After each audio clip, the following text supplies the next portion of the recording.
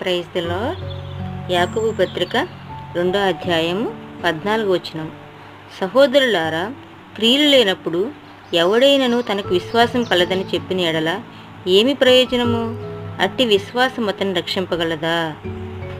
దేవుడు యాకోబు పత్రిక ద్వారా మనతో మాట్లాడుతున్నారు. విశ్వాసం ఉంది, క్రియలు లేనప్పుడు మన విశ్వాసం మనల్ని రక్షింపగలదా అని దేవుడు ప్రశ్న వేస్తున్నారు. క్రియలతో కూడిన విశ్వాసం మనలో ఉండాలి.